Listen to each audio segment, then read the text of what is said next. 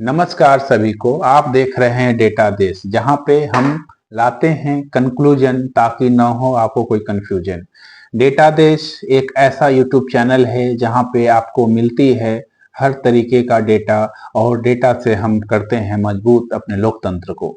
तो भाइयों, आप सभी जानते हैं कि बिहार में बिहार विधानसभा 2025 का बिगुल बज चुका है। पिछले 6 7 8 महीने से सारी राजनीतिक पार्टियां जो हैं अपने अपने दम पे अपने अपने प्रचार प्रसार कर रही हैं। और पिछले 5 6 दिनों में 7 दिनों में आपने देखा होगा कि सीटों के बंटवारे को लेके बहुत ही ज्यादा माथापच्ची हो रही है। और अभी तक जब मैं ये वीडियो रिकॉर्ड कर रहा हूं तो कुछ क्षण पहले भाजपा और एनडीए के जो संसदीय कमेटी के जो मेंबर्स हैं और एनडीए के द्वारा सीट शेयरिंग को डिक्लेयर किया गया है, जिसमें जदयू को 101, भाजपा को 101, रामविलास लोजपा को 29, हम पार्टी हिंदुस्तान आवाम मोर्चा जीतन राम मांझी की जो पार्टी है उसको 6 और उपेंद्र कुशवाहा की पार्टी को 6 सीट मिली हैं। अगर नीतीश कुमार को छोड़ दिया जाए तो इन सारी 4 पार्टियों को कुल जमा मिला के 142 सीट पे लड़ेंगी।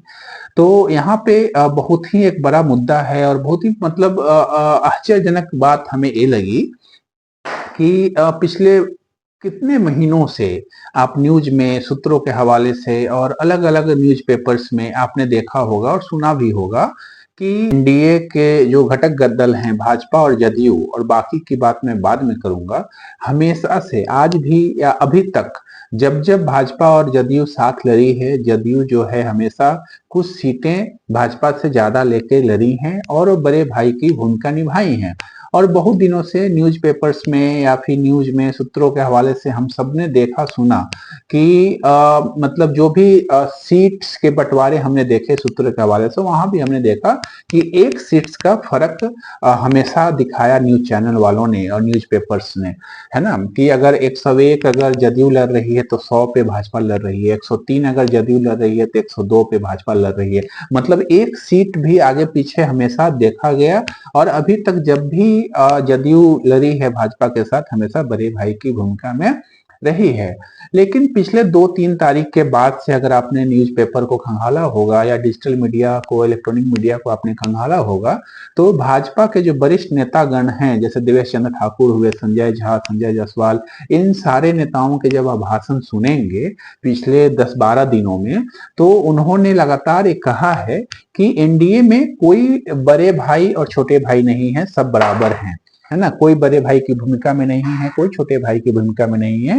ये महागठबंधन पे तंज कसते हुए बहुत सारे लोगों ने भाजपा की इन्होंने बोला और लगातार बोलते आ रहे हैं, है ना। और आज जब सीट के बंटवारे हुए तो हमने देखा कि जो बातें पिछले 10 12 14 दिन से चल रही थी कि कोई बड़ा भाई छोटा भाई नहीं है, सब बराबर है, और आज सीट बंटवारे को देखते हुए जब हमने देखा कि जदयू और भाजपा दोनों 101 सीट पर लड़ रही हैं, तो हमें पता चला कि उन बयानों का मतलब क्या होता है। और उन बयानों की पुष्टि जो है आज दिन में शाम तक जो अनाउंसमेंट हुआ था उससे पुष्टि होती है। इसका बहुत ही बड़ा राजनीतिक मतलब हो सकता है। हमेशा नीतीश कुमार की छवि को आगे बढ़ा के, नीतीश कुमार को ज्यादा सीट दे के भाजपा जो है उससे निचले स्तर पे काम करके और मतलब बिहार में सत्ता में काबिज रही, चाहे कैसे भी हो काबिज रही। और अभी तक के इतिहास में भाजपा जो है अपने दम पे कभी भी बिहार में मतलब सरकार नहीं बनाई है, ये भी फैक्ट्स है ना। और डेटा पॉइंट ये भी है कि जब जब भाजपा मतलब नीतीश कुमार से सहयोगी पार्टी बन के लड़ी है, हमेशा कम सीट्स पे लड़ी है, और जदयू जो है वो अधिक सीट्स पे लड़ी है। लेकिन इस बार आखिर ऐसा क्या है कि भाजपा और जदयू दोनों 101 सीट पे लड़ रही है, बराबर की सीट्स पे लड़ रही है। हमने न्यूज चैनल में हमने देखा, हमने बहुत सारे ऐसे लोगों को सुनते देखा, तो ये बहुत ही आश्चर्यचकित वाला चीज है। लेकिन मैं मेरा जो अपना एनालिसिस है, डेटा पॉइंट है, ये कहता है कि 142 सीट पे रामविलास लोजपा, हिंदुस्तान अवाम मोर्चा, उपेंद्र कुशवाहा और भाजपा लड़ रही है।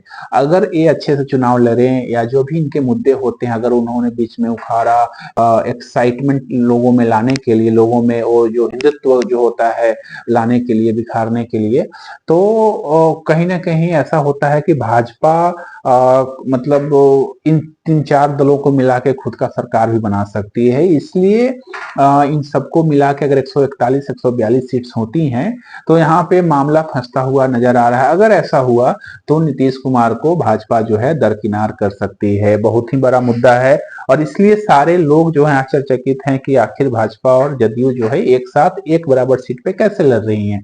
तो इसका राजनीतिक मतलब बहुत हो सकता है, बहुत निकला सकता है, या फिर भाजपा ये भी अपने आप को दिखाने की कोशिश कर रही है कि बिहार में हम भी हैं और हम छोटे भाई की भूमिका में नहीं रहेंगे, हम जो हैं जुड़वा भाई हैं, है ना। 101 सीट पे हम लोग चुनाव लड़ेंगे और हमारी सरकार बनेगी। बहुत ही मतलब अभी तक जो है मतलब अलग अलग नेताओं को जब हम सुनते हैं और समझते हैं, पेपर्स को पढ़ते हैं, तो हमने मतलब वो कॉन्फिडेंस नहीं देखा एनडीए के घटक दलों में कि नीतीश कुमार को मतलब ही मुख्यमंत्री बनेंगे या ऐसा कुछ। इस बार कुछ तो कुछ डिफरेंट होगा और होने वाला है। इसलिए यहाँ पे नीतीश कुमार और भाजपा जो है एक बराबर सीट पर लड़ रही है। कहीं ना कहीं ये दिखाने की कोशिश है भाजपा को, भाजपा की तरफ से, कि हम भी जो है आपके बराबर हैं और हम भी कम नहीं है ना। नहीं तो अभी तक के इतिहास में भाजपा और जदयू जो लड़ी है साथ में, हमेशा भाजपा कम सीट्स पे लड़ी है। बात करते हैं दूसरे मैटर्स पे, जैसे कि आपने सुना ही होगा और आपने देखा कि पिछले कुछ दिनों से 2-3 दिन तो पूरे मीडिया में चिराग पासवान ही चले। 1-2 दिन जीतन राम मांझी की चर्चाएं चली, है ना। 2-3 दिन तो ऐसा था कि सिर्फ और सिर्फ जब भी आप देखो तो चिराग पासवान ही चल रहा है न्यूज में, सोशल मीडिया पे चिराग पासवान ही चल रहा है। वो क्यों? क्योंकि वो जो है 36 से 40 सीट्स जो है उनको चाहिए था किसी भी कीमत पे। और उनका 2-3 दिन पहले बयान भी आया था जब मीडिया वालों ने पूछा पूछा कि मतलब आप कितने सीट पे लड़ना चाहते हैं, आपका क्या मकसद है, आप क्यों इतना सीट लेना चाहते हैं, ऐसे ऐसे बहुत सारे सवाल मीडिया ने पूछा।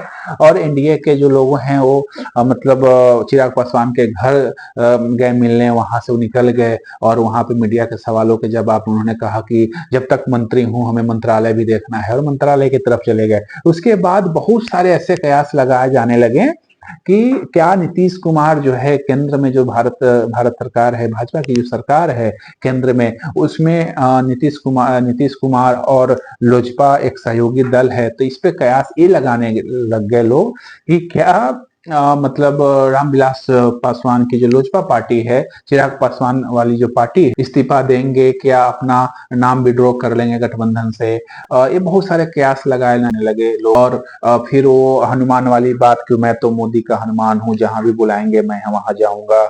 फिर कल कल उनका एक बयान आता है कि मोदी जी है ना, सब ठीक हो जाएगा, एक्सेट्रा एक्सेट्रा। फाइनली जो चीजें जो सूत्रों के हवाले से जो हो रही थी कि मतलब 18 से 22 सीट, 23 सीट मैक्सिमम जो मिल रहा था, फाइनली जो निगोशिएशन हुआ उस निगोशिएशन में 29 सीट लेके माने। और निगोशिएशन इस पे भी चल रहा था कि उन्हें एक राज्यसभा का सीट और एमएलसी भी चाहिए। तो हो सकता है कि उनको राज्यसभा और एमएलसी की सीट दे के 29 सीट दे के उनको मनाया गया हो, क्योंकि बहुत ही बिफरे थे और बहुत ही गुस्सा में थे कि नहीं, हम तो इतना ही मतलब हमें सीट चाहिए। तो फाइनली रामविलास पासवान की जो लोजपा पार्टी है उनको 29 सीट्स मिली हैं। जीतन राम मांझी भी 15 सीट्स उनको चाहिए थी, क्योंकि उनको भी अपने पार्टी को एक मुकाम तक पहुंचाना है, उन्हें पार्टी को एक नाम देना है, एक पहचान देना है। लेकिन मतलब वो भी बीच में बहुत नाराज चल रहे थे 3-4-5 दिन पहले। लेकिन इन सारी जो घटक दल हैं उनको वो जाए तो जाए कहाँ, मतलब इन केन प्रकार उनको तो रहना है एनडीए में ही, जो मेरा मानना है, क्योंकि केंद्र में उनकी गठबंधन है, केंद्र से मंत्री भी हैं, केंद्र सरकार में मंत्रिमंडल में भी हैं।